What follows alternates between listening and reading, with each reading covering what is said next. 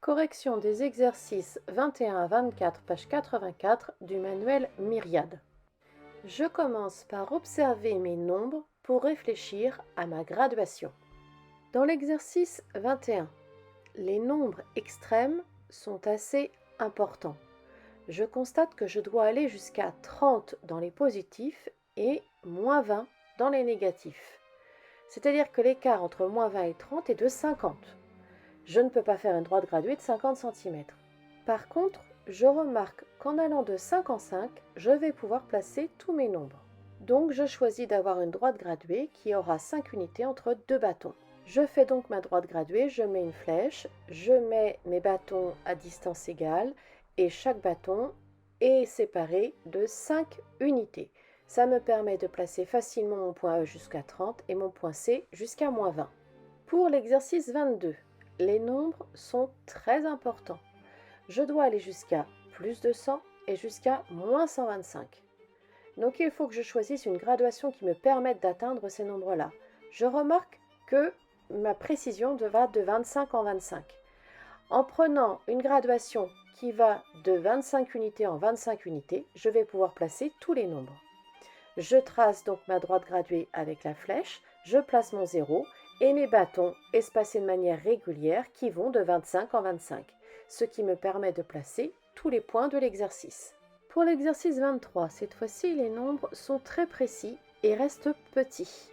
Je m'aperçois qu'il faut que j'ai une précision de données de 0,1. Donc, ma graduation devra aller de 0,1 en 0,1. Entre deux bâtons, j'aurai 0,1 unité. Dans les positifs, je dois aller jusqu'à plus 1,4 et dans les négatifs, je dois juste aller jusqu'à moins 0,6. Je trace ma droite avec la flèche, le 0, et je place mes bâtons qui vont de 0,1 en 0,1. Ça me permet de placer tous les points de l'exercice. Pour l'exercice 24, cette fois-ci, je remarque que ma précision doit aller de 0,25 en 0,25. Comme ça, j'aurai mes 0,25, 0,5 et 0,75. Je trace ma droite avec une flèche, le 0, et je place mes bâtons qui vont de 0,25 en 0,25. Chaque bâton a le même espace qui le sépare du précédent. Ils sont chacun espacés de la même distance. Erreur à ne pas commettre ou à écrire. Une droite graduée ne doit pas être dessinée comme un segment et je dois mettre une flèche. Vous m'avez entendu dire à chaque fois, je trace ma droite graduée, je mets une flèche et le 0. Voici deux exemples. La première droite est bien une droite avec une flèche. La deuxième représentation est un segment et pas une droite. La droite doit être graduée avec régularité et à chaque bâton, je mets sa valeur. Sauf si la graduation demande trop de précision, comme c'était le cas pour l'exercice 23. Si j'avais écrit tous les 0,1, 0,2, 0,3, etc., la droite graduée aurait été illisible.